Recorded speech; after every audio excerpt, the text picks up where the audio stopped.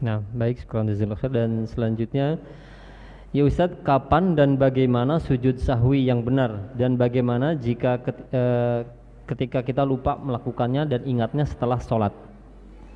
Sujud sahwi, Pak, ada beberapa riwayat dalam masalah ini. Ikhtilaf juga para ulama, banyak permasalahan-permasalahan. Namun yang rajih wallahu alam, pertama kita mengikuti yang ditunjukkan oleh dalil dulu. Seperti misalnya Rasulullah SAW pernah kelebihan sholat jadi 5 rakaat, maka beliau sujud sahwi setelah salam. Rasulullah pernah sholat asar 2 rakaat, lupa. Kemudian para sahabat mengingatkan, maka beliau tambah 2 rakaat lagi, dan beliau sujud sahwi sebelum salam yang kedua. Yang ketiga, Nabi mengatakan apabila salah seorang dari kalian ragu dalam sholatnya, hendaklah ia ingat-ingat dulu. Kalau dia kuat dugaannya di rakaat ketiga, ya sudah, gunakan dugaan kuat lalu sujud setelah salam. Nabi juga mengatakan kalau kalian ragu dan kalian masih belum ingat juga, maka ambil yang yakin, yaitu 2 apa 3, 2 apa 3, 2 apa 3 misalnya. Maka ambil yang yakin 2, tambah 1 rakaat, maka sujud sebelum salam. Ini dalil-dalilnya ada nih. Maka yang ditunjukkan oleh dalil hendaknya kita lakukan sesuai dengan apa? Dalil. Adapun yang tidak ada dalilnya, maka diberikan pilihan antara sujud setelah salam atau sebelum salam, terserah. Mengikhtilaf para ulama. Sebagian ulama seperti Imam Malik mengatakan kalau untuk kekurangan maka sebelum salam, kalau untuk kelebihan maka setelah salam. Ini pendapat Imam Malik rahimahullah. Tapi Allah alam, saya lebih condong kepada pendapat yang mengatakan diberikan pilihan. Kalau tidak ada dalilnya, diberikan pilihan antara sebelum atau setelah. Allah. Nah, baik, syukran jazakallahu khair. Dan selanjutnya, ya Ustaz, bagaimana jika kita sholat berjamaah di suatu masjid dan imamnya tatkala membaca surat Al-Fatihah itu berantakan dari makhraj dan tajwidnya? Apakah sah kita menjadi makmum di belakang imam tersebut? Dari beberapa pertanyaan. Iya. Gimana kalau imamnya tajwidnya ancur-ancuran? Sudah saya sebutkan tadi hadisnya. Apabila imam sholatnya benar, kata Rasulullah apa? Kalian sah, dapat pahala, imam dapat pahala. Apabila imam sholatnya salah, kalian tetap sah dan dapat pahala, imam yang dapat dosa. Nanti sholat makmum sah-sah. Yang dosa siapa? Imamnya. Iya, Allahu a'lam. Nah, baik, syukran jazakallahu khair. Memang sebagian ulama mengatakan tidak sah karena Al-Fatihahnya ancur-ancuran, sedangkan Al-Fatihah itu termasuk rukun sholat. Iya.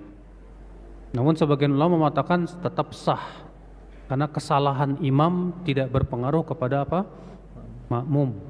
Sebagaimana sudah kita sebutkan tadi, bagaimana kalau imam baru ingat setelah sholat kalau dia masih junub misalnya. Allahu a'lam. Baik, selanjutnya ya Ustaz, jika kita menjadi imam atau makmum, apakah harus ada niat jadi imam atau makmum? Iya. Sebetulnya Pak, imam niat itu sudah otomatis Pak. Niat itu sudah, kalau dia imam rawatib, pasti dia pergi ke masjid niatnya pasti otomatis mau jadi imam dong. Dan kalau antum bukan imam, sudah otomatis antum gak bakalan niat jadi imam. Kecuali pas ditunggu imam rawatib gak ada, pas ditelepon, mam kemana? Lagi safar, ente aja jadi imam. Ya udah langsung otomatis berubah jadi imam, niat jadi imam karena sudah ditugaskan sama imam. Kamu jadi imam, ya udah. Pas dia berjalan mau jadi imam sudah otomatis niat jadi berupa apa? Sudah berubah jadi imam. Niat itu sudah otomatis insyaallah. Ya. Nah. Baik, selanjutnya Ustaz, di samping kontrakan saya ada musola yang diadakan sholat berjamaah 5 waktu, tetapi saya ingin mendapatkan pahala adab nomor 3, yaitu memperbanyak langkah kaki. Bolehkah saya sekali-kali sholat berjamaah ke masjid lain yang jaraknya lebih jauh dari rumah saya? Sekali-kali aja maksudnya ya. Ya silahkan aja, saya katakan boleh. Walaupun tentunya kita tetap berusaha untuk memakmurkan masjid yang dekat dengan rumah kita. Nah. Baik, selanjutnya, jika seorang laki-laki mendapat keutamaan yang banyak dengan sholat berjamaah di masjid, lalu bagaimana dengan wanita yang sholatnya di rumah? Apakah setiap langkahnya dari kamar mandi ke tempat sholatnya di kamar menghapuskan dosa dan mengangkat derajatnya? Dan apakah menunggunya untuk sholat berikutnya di rumah didoakan oleh malaikat juga, Ustaz? Wanita jangan salah persepsi.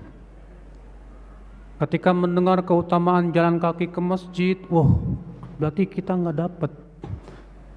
Ketika mendengar keutamaan didoakan malaikat di masjid, berarti kita nggak dapat.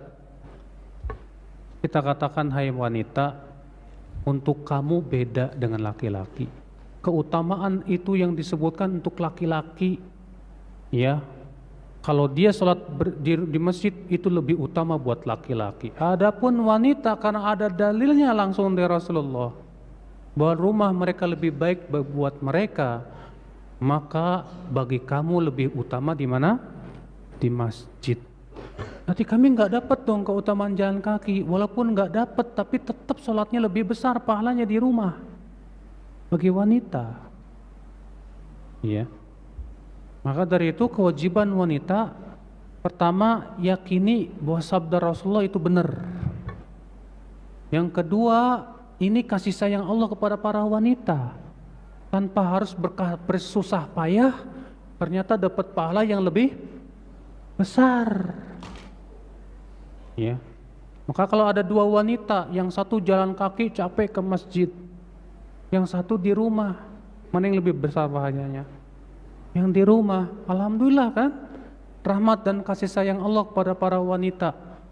Ternyata dengan amalan yang begitu ringan, nggak harus capek-capek pergi ke masjid, pahalanya lebih besar daripada perempuan yang pergi kemana?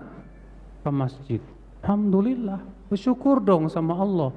Ini maunya yang susah-susah sih. Udah dikasih keringanan. Bukan berarti wanita tidak boleh pergi ke masjid, boleh. Kalau pergi ke masjid silakan. Iya. Nah,